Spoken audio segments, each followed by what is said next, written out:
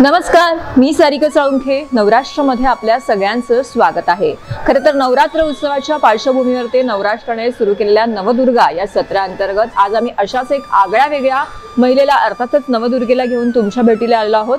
आज आपल्यासोबत आहेत ठाण्यात गेल्या 25 वर्षापासून पोळी भाजी केंद्र चालवणाऱ्या अर्थातच प्रसिद्ध असं आदर्श पोळी भाजी केंद्राच्या संचालिका रिद्धी ठाकूर मॅडम आहेत.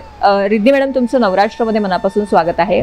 खरं तर गेल्या 25 वर्षापासून ठाणेकर असू दे किंवा ठाण्याकरच्या बाहेरचे जे काही खवय्ये आहेत ते तुमच्याकडे आवर्जून या ठिकाणी जेवणासाठी येत असतात आणि खरं तर वडिलांनी तुमचा हा जो उद्योग आहे तो तुम्ही सुरू केलेला आहे आणि आजही तुम्ही जोपासताय. तर या संपूर्ण प्रवासाविषयी काय सांगाल? ॲक्च्युली माझ्या बाबांची आहे मेहनत जी काय आहे ते मी तर आता ते टेकओव्हर केल्यासारखं मी ते करते आहे. मेहनत आहे, खूप मेहनत आहे आणि माझे बाबा 25 वर्ष झाले हे सगळं करतायत. स्वतः जेवण बनवतात आणि त्यांना खूप आनंद आहे त्या गोष्टीचा. त्यांना डेली ते जेवण बनवण्यात खूप आनंद येतो. जसं एखादा शेफ तुम्ही ठेवाल तर तो येऊन त्याचं काम करून जातो, तसं नाही आहे माझ्या बाबांचं. ते त्यांच्या मनापासून हे सगळं जेवण बनवतात, लोकांना दान पण करतात आणि म्हणजे आम्हाला या गोष्टीचा खूप आनंद आहे की आम्हाला ही देवाकडून पण संधी मिळाली आहे. कारण की आमच्या घरात पण खूप शिक्षणाचं वातावरण आहे.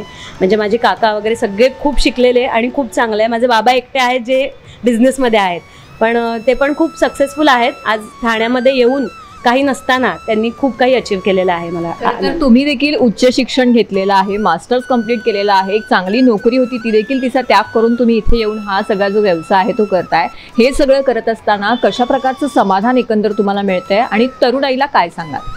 ॲक्च्युली माझं जे जॉब होता खूप छान होता, पण जेव्हा बाबा मला बोलले की तू मला हेल्प करशील का, तर मुळात करायचीच होती.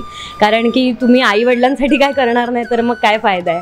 त्याच्यामुळे मग मी इथे यायला सुरुवात केली आणि जसं जसं मी जसं बोलते, तुम्ही लोक येतात, बोलते, सगळ्यांशी कॉन्टॅक्ट होतात, तेव्हा खूप म्हणजे बरं वाटतं की लोकांना आपलं जेवण आवडतं, की लोक आपल्या जेवणाची मजा घेतात. कारण की एकदम अत्यंत कमी दरात आम्ही लोकांना जेवण सर्व करतो, तर त्याचा पण एक आनंद मिळतो. लोक बोलतात की अरे तुम्ही एवढ्या कमी पैशांमध्ये लोकांना इतकं छान सुंदर जेवण देता की आपलं एक मिडल क्लास लोकांना डेलीचं जे डबे आणू शकत नाही, जे घाईत असतात, सगळे आपल्याकडे जेवतात. आणि जेव्हा ते आपलं कौतुक करतात तेव्हा मग खूप जास्त वेगळं समाधान मिळून जातं.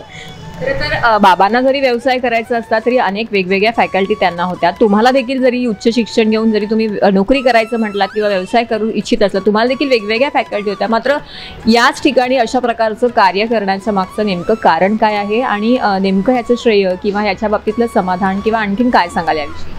ॲक्च्युली मी जेव्हा स्कूलला जायचे, माझी स्कूल पण इथेच आहे, सरस्वती सेकंडरी स्कूल, तर माझे शॉप इथे असल्यामुळे माझं येणं जाणं होऊन जायचं. आणि मग जेव्हा कधी बाबांना कुठे बाहेर जायचं असायचं तेव्हा मग मी येऊन गल्ल्यावरती बसायचे की लाईक मी पैसे घ्यायचे. तर ती एक लहानपणी मला एक 9वी-10वीत असताना मजा यायची की चला हे एवढे पैसे, मॅथ्स यायचं, सगळं जमायचं करायला आणि आवड व्हायची त्या गोष्टीची. पण मग हळूहळू सगळं मी जेव्हा द्यायला वगैरे शिकले तेव्हा मग मला मजा यायला लागली की चला उठून आपल्याला दुकानात जायचं आहे. ते 9 to 5 करण्यापेक्षा स्वतःच्या दुकानात स्वतः काम करणं, लोकांना वाढणं, लोकांना प्रेमाने वाढणं. म्हणजे माझ्याकडे खूप वृद्ध लोक पण येतात, त्यांना पण मी प्रेमाने वाढते, देते जेवण. आणि मग त्यांचा जो आनंद असतो की वा किती छान आहे, किती तुमचं जेवण सुंदर आहे, किती तू बोलतेस छान, तुमची स्वच्छता, हे सगळं जेव्हा मी ऐकते ना तेव्हा खूप असं भारी वाटतं मला की मी काहीतरी करते लाईफमध्ये.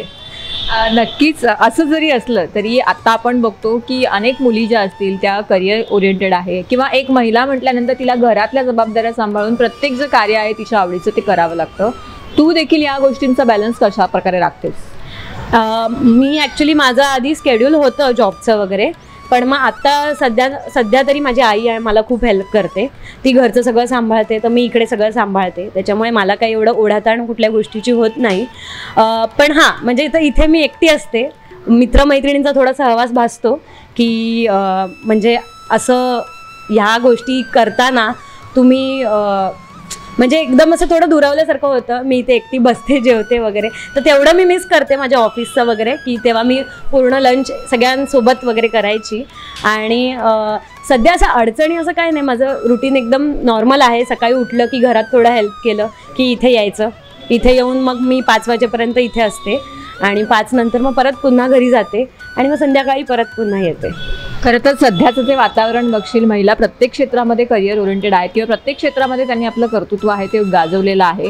असं जरी असलं तरी सध्या महिलांचं जे वातावरण लक्षात घेता किंवा महिलांची उडातन असू दे किंवा त्या त्यांच्या कर्तव्यामध्ये तत्पर आहेत, तरी देखील तू त्यांना नेमकं काय आवाहन करशील आणि देवीच्या चरणी नेमकी कुठली प्रार्थना करशील? ॲक्च्युली मी त्या रूपाने म्हणजे त्या गोष्टीत मी थोडी लहान आहे की मी कोणाला काही सांगावं, पण हे सगळं करताना मला एक गोष्ट म्हणजे भासवली की म्हणजे बायका घराच्या बाहेर पडून सुद्धा खूप काही करू शकतात.